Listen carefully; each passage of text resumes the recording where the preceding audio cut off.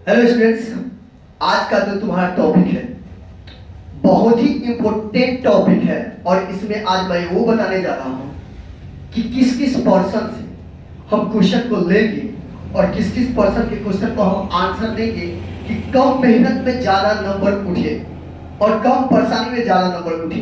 ये मेरा उद्देश्य है, थोड़ी सी मेहनत में ज़्यादा से ज़्यादा क्वेश्चन अटेम्प्ट कर पाओ और ज़्यादा से ज़्यादा मार्क्स अचीव कर पाओ। ये मेरा उद्देश्य है और इसीलिए मैं पूरे क्वेश्चन को लेकर आया हूँ और इस क्वेश्चन के सिलेबस पैटर्न सारे को हम समझाना चाहता हूँ ताकि आप इसको बढ़िया से समझ पाओ।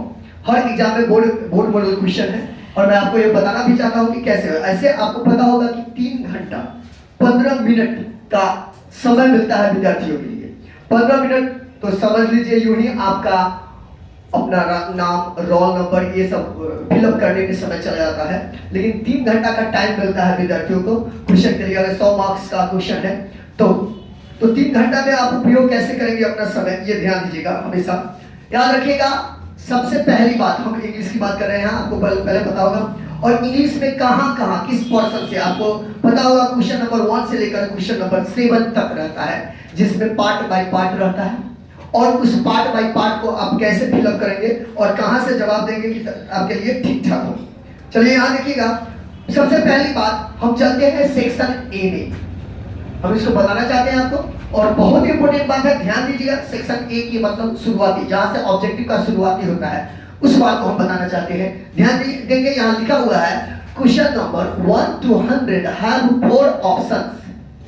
क्वेश्चन नंबर 1 से लेकर 100 तक 4 ऑप्शंस रहेंगे, out of which only 1 is correct, जिसमें चारों में कोई एक करेक्ट रहेगा, सही रहेगा। You have to make your selected option on the OMR sheet, और जो आपका सही ऑप्शन सेलेक्ट किया गया है उसको लेकर अपने ओएमआर शीट में कलर करेंगे उस ऑप्शन को। ध्यान दीजिएगा, out of 100 questions you have to attempt only 50 questions. लेकिन यह भी याद रखना है 100 क्वेश्चन जो आपको मिलता है, इसमें से आपको ओनली 50 क्वेश्चन को ही अटेम्प्ट करनी है। याद रखेंगे, जहां से भी अटेम्प्ट कीजिए आप, शुरू से, अंत से, बीच से, जो आपको आता वही कीजिए, लेकिन ओनली 50 अटेम्प्ट करने हैं, 51 भी नहीं, ओनली 50। तो आपको मैं ये बताना चाहता हूं कि आखिर इस 50 क्वेश्चन, ये आपको 100 में 50 अटेम्प्ट करना है, तो इस 50 क्वेश्चन आप कहां से अटेम्प्ट करो जो आपके लिए हेल्पफुल होगा और आपको ज्यादा से ज्यादा नंबर आ पाए, ये बताना है आपको। तो याद रखेंगे बच्चों, questions from 1 to 60 are based on grammar. अक्सर अभी तक जो एग्जाम्स हुई है उस एग्जाम में ये बात बताई गई है और रहता है, ऐसा ही रहेगा आपके एग्जाम में। 1 से लेकर 60 तक जो क्वेश्चंस होंगे ऑब्जेक्टिव, वो ग्रामर पर आधारित रहेगा। किस पर? ग्रामर पर। और यहां देखिएगा, question from 61 to 100 are based on prescribed text. Prescribed text का मतलब है कि आपको जो टेक्स्ट बुक है या जो किताब है, जो 12th की किताब है, उस किताब से रहेंगे यहां एक साथ, यानी 61 से लेकर 100 तक। तो आपको बताना क्या है, सो समझिए। ग्रामर पोर्शन, ग्रामर तो जरूरी होता है, लेकिन ग्रामर पोर्शन में कंफ्यूजन विद्यार्थियों को थोड़ा सा ज्यादा रहता है, बुक में कंफ्यूजन कम रहता है, तो बुक थोड़ा सा ग्रामर पोर्शन से आसान पड़ता है। तो मैं तुमको बता दूं बच्चों कि सबसे पहले हम यहाँ 1 to 100 में जब स्टार्ट करते हैं, 1 to 100 में, तो सबसे पहले सारे स्टूडेंट्स को मेरी ये सूचना है, मैं सूचना देना चाहता हूँ, मैं बताना चाहता हूँ कि सारे विद्यार्थी सबसे पहले 61 to 100 यानी कि जो बुक से ऑब्जेक्टिव होंगे एग्जाम में। अभी तो मॉडल सेट में कुछ कभी-कभी देखने को मिलता है कि बुक का ऑब्जेक्टिव और ग्रामर एक साथ मिक्स कर देता है, मिला देता है, लेकिन आपके एग्जाम में ऐसे नहीं रहेगी। एग्जाम में 1 to 60 ग्रामर पर आधारित रहेगा और 61 to 100 जो रहता है वो बुक पर आधारित रहेगा। तो सबसे पहली बात हमेशा याद रखिए, और देखिए भी, सबसे पहली बात बुक पोर्शन को टच करेंगे हम। जो बुक से कोई प्रश्न आते हैं उस प्रश्न को टच करेंगे। और जो ये 40 क्वेश्चंस हैं, 40 क्वेश्चंस यहाँ हो गया, इसमें ध्यान देंगे, इसमें 40 क्वेश्चंस हो गया। मैं आपको आश्वासन दिलाता हूँ और आप देखेंगे भी 40 क्वेश्चंस में अगर आप थोड़ा ढंग से देखे हैं तो सबसे पहले इसको टच करते हैं, इसमें आप 35 प्लस कर सकते हो, 35। और याद रखिएगा 100 में मारना है आपको 150, तो 35 अगर प्लस कर लिए तो 35 भी करते हैं, इसमें आपको 50 नहीं लाना है। ग्रामर पोर्शन से कितना लाना है? 50। तो सबसे अगर यहाँ 30 यानी 30 40 में 35 में 30 करते हैं, यहाँ आपको कितना लगा है 20। तो याद रखिएगा, सबसे पहले हम जवाब देंगे ओएमआर शीट में, जो हमको फिलअप करना होगा। सबसे पहले बुक वाले जो ऑब्जेक्टिव होंगे उसको टच करेंगे और उसको पढ़ेंगे, और इससे आपका समय भी बचेगा। कभी कभी विद्यार्थी क्या करता है, पूरे 1 to 100 ग्रामर पढ़ेंगे, 1 to 100 ऑब्जेक्टिव पढ़ते पढ़ते क्या होता है कि समय ज्यादा एलैप्स कर जाता है, समय वेस्ट भी हो जाता है ज्यादा क्वेश्चन पढ़ने से। इससे पहले है कि आप सबसे पहले बुक का क्वेश्चन पढ़ो और इसमें जितना जवाब दे दिया है अब जो बचता है उतना ही क्वेश्चन ग्रामर में लिखो। अगर समय है तो थोड़ा ज्यादा देख लो, ग्रामर में जो इजी पड़ता है तुम्हारे लिए उसको टच करो। यहाँ अगर 35 है तो यहाँ 15, यहाँ 30 है तो वहाँ 22। तो आप यहाँ देखेंगे, सबसे पहले हम बुक पर्सन का ऑब्जेक्टिव को टच करेंगे, और बुक पर्सन का ऑब्जेक्टिव को टच किए और उससे जो बचता है क्वेश्चन 50 में, उसी क्वेश्चन को हम ग्रामर से सॉल्व करेंगे या बनाएंगे। ये बात तो सबसे पहले याद रखना है, ये बहुत इंपॉर्टेंट बात है। विद्यार्थी यहीं पर गलती करते हैं, ग्रामर बनाते रहते हैं और बनाते बनाते ग्रामर में बहुत सारी गलतियां कर लेते हैं और बुक आसान पड़ता है लेकिन आप बना सकते नहीं, क्योंकि 50 से ज्यादा कलर आपको करना ही नहीं है। अगर 50 से ज्यादा आप कलर करते हैं तो आपका वो काउंटेड नहीं होगा, काउंटेड नहीं हो पाएगा। तो ये बहुत बड़ी बात है। अब चलते हैं सेक्शन, ये सेक्शन ए की बात थी, अब हम बात करेंगे सेक्शन बी की। अब चलते हैं सेक्शन बी। अभी तक जो बात की है सेक्शन ए की बात की है, 50 मार्क्स आपका समाप्त हो गया। अब अगला 50, नेक्स्ट 50 की बात कर रहे हैं। 100 मार्क्स का एग्जाम होता है इंग्लिश के, आपको पता है। तो चलिए हम सेक्शन बी में जब चलते हैं तो सेक्शन बी में डिस्क्रिप्टिव टाइप क्वेश्चन, जिसमें हमको लिखकर जवाब देना पड़ता है, बताना पड़ता है, इसमें ऑप्शंस नहीं रहते हैं। ऐसे हम प्रश्न को डिस्क्रिप्टिव टाइप क्वेश्चन करते हैं, लिखना पड़ता है इसको। अब देखिए सबसे पहला आता है, right an essay on any one of the following in about 150 और 200 वर्ड्स। ध्यान दीजिएगा, सबसे पहले एसे आता है और एसे आपको देना होता है। सबसे ज्यादा मार्क्स का यही पार्ट होता है, क्वेश्चन नंबर 1 आपके एग्जामिनेशन में इंग्लिश में। सबसे यहाँ सेक्शन बी में सबसे ज्यादा मार्क्स वाला क्वेश्चन नंबर 1 होता है, ए यानी कि 1 का, जिसमें कोई एक जवाब देना है ऐसे में से, ए बी सी डी ई, यानी 5 ऑप्शंस होंगे और किसी 5 ऑप्शन से एक का जवाब देना है, जो हमें 150 से 200 शब्दों में लगभग जवाब देने होते हैं। ये 8 नंबर का होता है, कोई एक का जवाब देना है 8 नंबर। जैसे खाका के तौर पर हम दे रहे हैं, ये इंपॉर्टेंट भी है इस साल के लिए, तो हम दे रहे हैं सबसे पहले डेमोक्रेसी। डेमोक्रेसी पर लिखना है 150 से 200 शब्दों में, या माइट इज राइट, जिसकी लाठी उसकी भैंस, ये कहावत के तौर पर है इस पर, या हेल्थ इज वेल्थ, स्वस्थ ही धन है, इस पर लिखना है, या विंटर सीजन पर लिखना है, या गेम यू लाइक मोस्ट, ये है। ऐसा आपके एग्जामिनेशन में भी इससे आ सकते हैं, इसको देख लेंगे आप लोग, ये थोड़ा वीडियो तक भी हम बता रहे हैं। तो इस 5 ऑप्शन में से किसी एक का जवाब हमको देना है और इसके लिए कोई अलग से कुछ करने की जरूरत नहीं है। इस पर आप सोच लीजिए, बिल्कुल हिंदी में सोचिए, क्योंकि बिहार के लोग ज्यादा हिंदी बोलना पसंद करते हैं और ज्यादा हिंदी समझते भी अच्छी तरह, तो हिंदी में सोचिए और उसको अंग्रेजी में ट्रांसलेट करते जाइए। लेकिन 150 से 200 शब्दों में देते हैं, आपका एक क्वेश्चन कंप्लीट हो गया, 8 मार्क्स आप ले सकते हो। ये बड़ी आसान सी बात है, कुछ कहावत के तौर पर भी है, इसको पहले भी बताया गया, लेकिन ये क्वेश्चन को ध्यान देंगे। अब चलिए क्वेश्चन नंबर 2 में देखते हैं, explain any one of the following. ये इसमें भी 4 ऑप्शंस होंगे, एक हम दिए हैं लेकिन 4 को बता रहे हैं, 4 ठो A B C D 4 options होंगे, जिसमें किसी एक, इसमें 2 पोर्शन होते हैं, एक कविता का एक्सप्लेन होता है, एक पोएम का और एक पोएट्री का।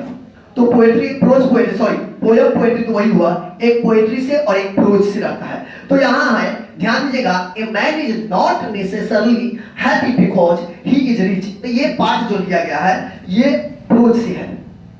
प्रोज से रहेगा, 4 ऑप्शन होंगे जिसमें किसी एक का जवाब देना होता है और 4 मार्क्स का रहता है, और जवाब देना भी आसान होता है। थोड़ा सा एक क्वेश्चन का नमूना हम दे रहे हैं, हम आपको बताना भी चाहते हैं, यहाँ ध्यान देंगे। A man is not necessarily happy because he is rich और unhappy because he is poor. कोई आदमी ये जरूरी नहीं है कि इसलिए खुश रहता है कि वो धनी रहता है और इसलिए दुखी रहता है कि वो गरीब रहता है।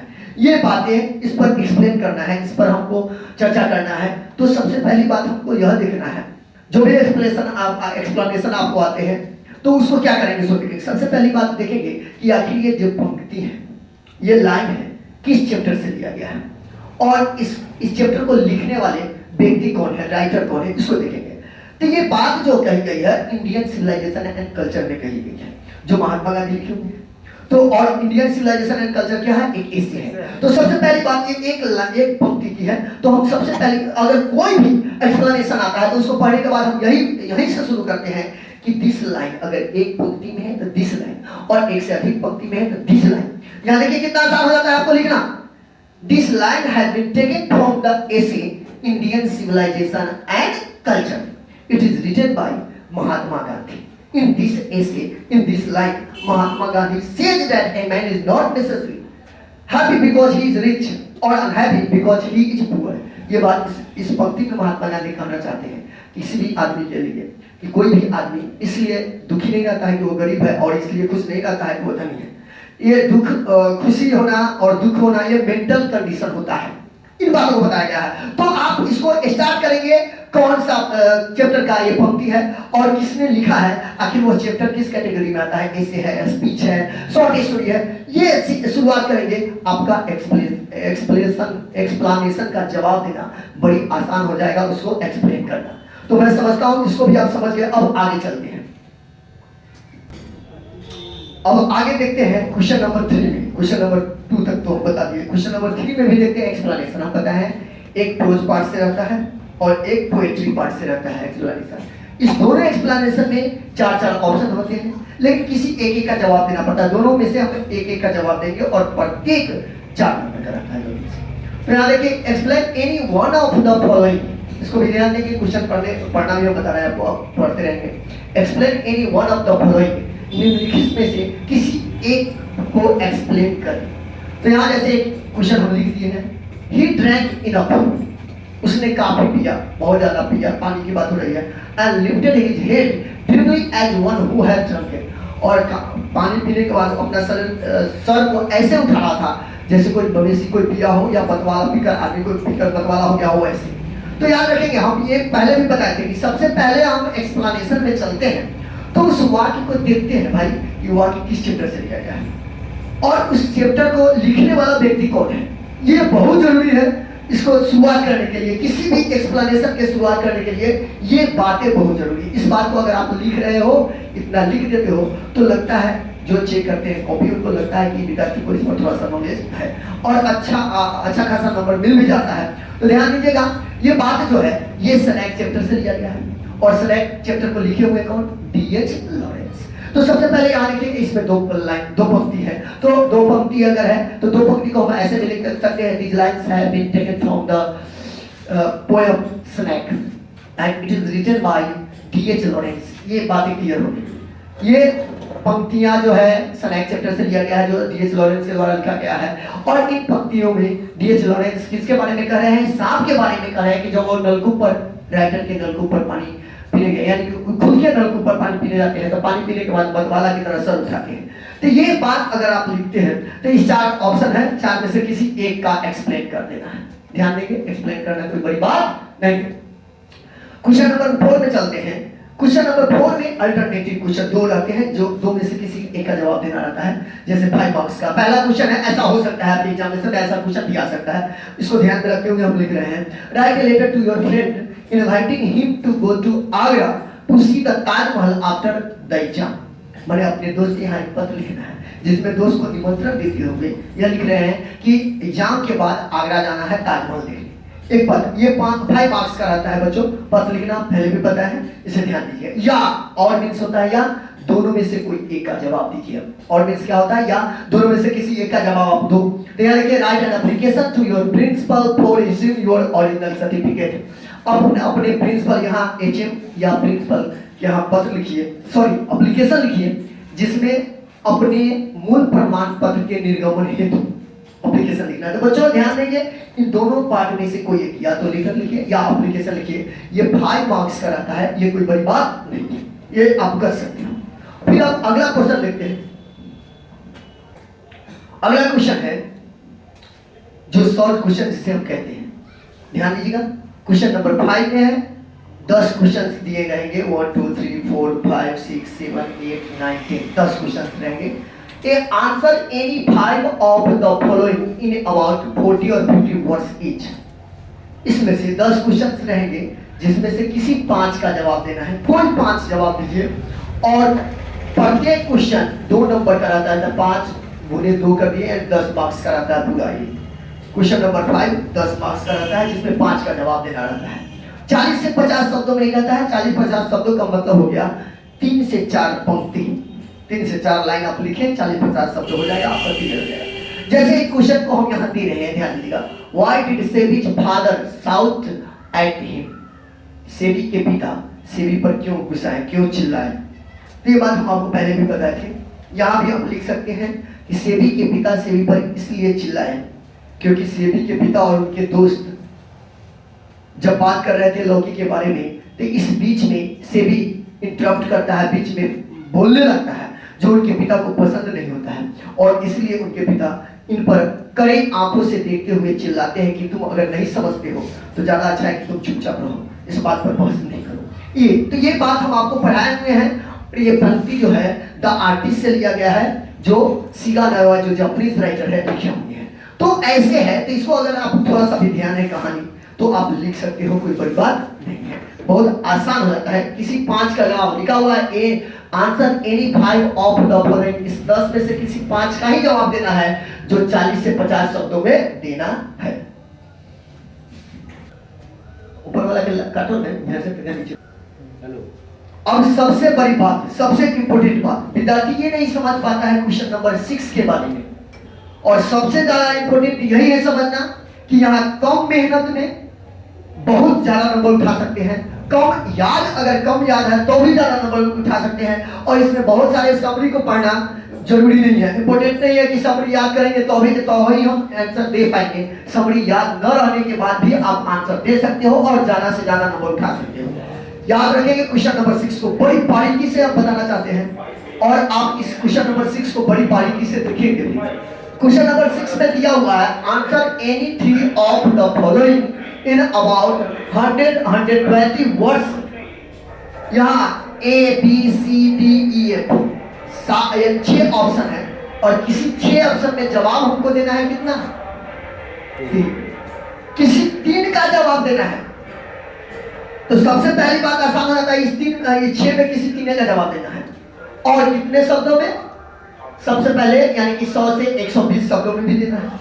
तो बच्चों थोड़ा सा आप नंबर उठाने का एक बहुत बड़ी बात बताते हैं। सबसे पहली बात, बहुत ऐसे विद्यार्थी का कंप्लेंट होता है, बहुत विद्यार्थी का ये कहना होता है सर समरी याद नहीं हो पाता है, समरी हम याद नहीं कर पाए हैं, पूरा कंफर्म नहीं हो पाया है। तो सबसे पहली बात, आप 3 का आंसर दे रहे हैं तो यहाँ देखिए ध्यान दीजिएगा, बहुत इंपोर्टेंट बात बता रहे हैं। आप 3 का आंसर दे रहे हैं तो सबसे क्वेश्चन नंबर डी, मैच। यहाँ match the names of the poets given in list A with their works in list B। माने पोएट और उनके द्वारा रचित कविता, कवि और उनके द्वारा लिखी गई कविता को मैच करना रहता है लिस्ट ए से लिस्ट बी। ये 5 नंबर का क्वेश्चन रहता है बच्चों, ध्यान दीजिएगा। 5 मैच, 5 रहेगा राइटर और 5 रहेगा 5 पोएट और 5 उसके वर्क्स मिला लेंगे। ये एक क्वेश्चन आपका समाप्त हो गया। 3 का जवाब देना है, ध्यान दीजिएगा, इसमें एक समाप्त कर चुके हैं। एफ में चलते हैं, यहाँ देखिए, यहाँ क्वेश्चन नंबर एफ में चलते हैं। Match the names of the authors given in list A with their works list B. यहाँ भी मैचिंग है, ये कविता का था और ये कहानी का था, ये पोएट्री का था, ये प्रोज का था। प्रोज में भी यानी पोएट्री में तो मिला के 5 राइटर, 5 पोएट और उसके वर्क्स का, और प्रोज में भी देखते हैं 5 राइटर रहेंगे और उनके द्वारा लिखे गए चैप्टर का नाम रहेंगे, ये मिला लेंगे। देखिए कितना आसान होता है। ये दोनों मैचिंग में दोनों आप डालेंगे। याद रखो बच्चों, मैचिंग में नंबर नहीं करता है। अगर 5 मार्क्स का है तो 5 में 5 मार्क्स मिलेगा, दोनों मिलाकर 10 मार्क्स आप अचीव कर सकते हो। 10 मार्क्स लाने में कोई प्रॉब्लम नहीं है, बहुत बड़ी बात बता रहे हैं। तो आप क्वेश्चन नंबर 3, यहाँ 3 ही का जवाब देना है, यही तो समझना है। यहाँ विद्यार्थी यही कंफ्यूजन होता है। 3, 1 और 2 हो गया। अब यहाँ देखिए A B C, ट्रांसलेट की बात करते हैं तो ट्रांसलेट अगर जिसका सही है तो ठीक है, और जिसका नहीं सही है तो इसमें हाथ नहीं डालिए, गलती होने की संभावना ज्यादा रहती है, ध्यान दीजिएगा। अब चलते हैं question number A B C. अब यहाँ देखिए, write the summary of any one, इसमें से किसी एक का समरी लिखना है। और एक ही क्वेश्चन 2 का हम सब कर चुके हैं, डी और ए कर लीजिए तो क्वेश्चन अब एक ही। एक ही क्वेश्चन को हमको सोल्व करना है इसमें से सब में से, क्योंकि दो कल कर चुके हैं, तीन ही कुल मिलाकर हमको तीन ही करना है, दो हम कर चुके तो दो मैचिंग था, बड़ी आसान हो जाता है। और यहाँ देखिए, यहाँ किसी एक का जवाब हम दे रहे हैं। अगर बाई द वे आपका ये समरी याद नहीं है, write the summary of the any one of the following poems कविता का, तो चलिए बी में लिखते हैं, write the summary of any one of the following prose. ये प्रोज पीस का है, ये कहानी का है, इसमें देखते हैं। अगर ये याद नहीं है तो यहाँ write a note on the dialect of Middle East, या और मींस या write a note on the importance of English, या write a note on American English. इस तीनों में से किसी एक का जवाब। यहाँ देखिए आपके पास कितने ऑप्शंस हैं, या इसमें से किसी एक का जवाब, या इसमें से किसी एक का जवाब, या इसमें से किसी एक का जवाब। बस ये सब मिलाकर किसी एक का जवाब, क्योंकि दो का जवाब पहले दे चुके हो, दो का जवाब आप पहले दे चुके हैं, और इस जवाब देने में 5 मिनट काफी है। 5 मिनट में डी और 5 मिनट डी मैचिंग जो टेस्ट होता है उसका जवाब देना 5-5 मिनट काफी हो जाता है। तो ये और इस तीनों में से किसी एक का जवाब दे दो, कितना आसान हो जाता है। मैच में अगर सही होता है तो 5-5 पहले से लिया है, समरी अगर लिखते हैं तो 4 नंबर भी आता है, 14 नंबर्स आप ला सकते हो, लेकिन डायरेक्ट समरी सब लिखकर 14 नंबर्स लाना असंभव हो जाता है। तो बच्चों इस क्वेश्चन को मैं जोड़ देना चाहता हूं, इसलिए कि क्वेश्चन नंबर 6 में आप जाते हैं, A B C D E F options होता है, सबसे पहले मैचिंग टेस्ट को पूरा कर लो दोनों। उसके बाद देखो जो सबसे ज्यादा याद है, जिस समरी को या जिस नोट को आप अच्छी तरह लिख सकते हो, कोई एक 2 3 इसमें से कोई एक, या कोई एक, सब मिलाकर एक ही लिखना है। जो सबसे अच्छी तरह याद है उसको लिख दो, और लिखना है तो 100 से 120 शब्दों। ये अगर आप दे देते हैं तो आपके लिए बड़ी आसान हो जाता है लिखना। तो इसको बार बार देखेंगे और देखकर जाइए, आपके लिए लगेगा एग्जाम बहुत ही आसान हो गया, एक गोलगप्पा की तरह तुम्हारे एग्जाम हो जाएगी। तो फिर हम अगला क्वेश्चन नंबर 7 देखते हैं।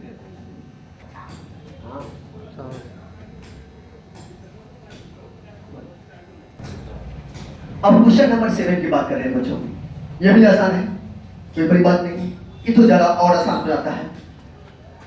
क्वेश्चन नंबर 7 में read the passage carefully and answer the question that follow, जिसको comprehension भी कहते हैं, comprehension या passage कहते हैं। एक पैसेज दिया रहता है, कोई एक टॉपिक रहेगा जिसको हमें पढ़ना होगा, और उसे 3 या 4 क्वेश्चन होंगे, उसे हमें अपने शब्दों में आंसर देना होता है। 4 क्वेश्चन होंगे, एक एक का रहेगा, तो पैसेज को हम पढ़ लेंगे आराम से और उसका जवाब देंगे। या और मींस क्या होता है, या अगर पैसेज नहीं पढ़ते तो ये और आसान है, जिसको हम प्रीस राइटिंग बोलते हैं, संक्षेपण बोलते हैं, प्रीस राइटिंग या संक्षेपण बोलते हैं। तो ध्यान दीजिएगा, write a precis of the following passage and give a suitable title.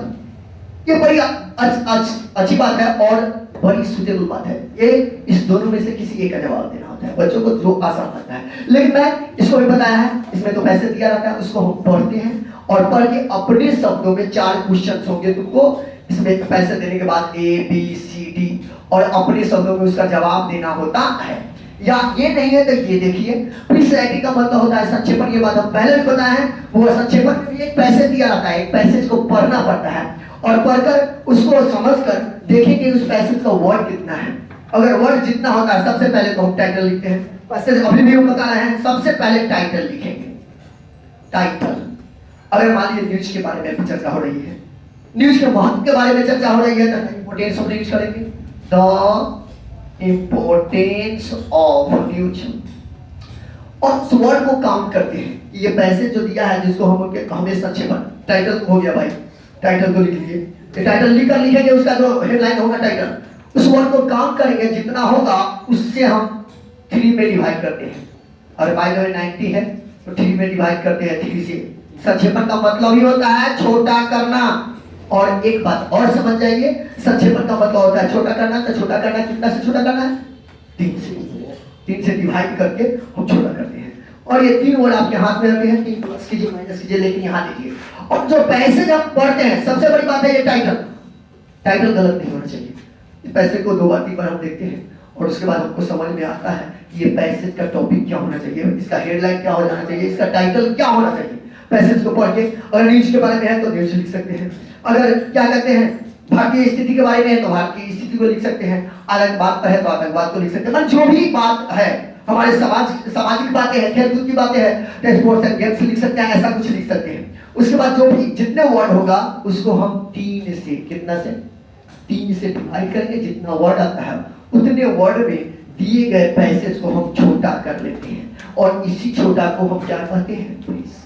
तो बच्चों ये आपका सिलेबस था और इस सिलेबस में कहां से आपको जवाब देना है और कब लिखने पर कहां से ज्यादा नंबर आएंगे, कब याद करने के बाद बावजूद भी हमको ज्यादा नंबर कैसे आते हैं, उन सारी बातों को ये बताया है। और मैं उम्मीद करता हूं इससे आप बहुत ही आपको फायदा होगा, हेल्पफुल होगा आपके एग्जामिनेशन में। और एग्जाम देने जाने से पहले इसको एक बार देखकर जरूर जाए, आपके दिमाग में ये बात होगी कि भाई कहां से हम जवाब देंगे ताकि हमारा नंबर ज्यादा उठेगा और हम कम लिखने के बाद भी ज्यादा नंबर प्राप्त कर सकेंगे।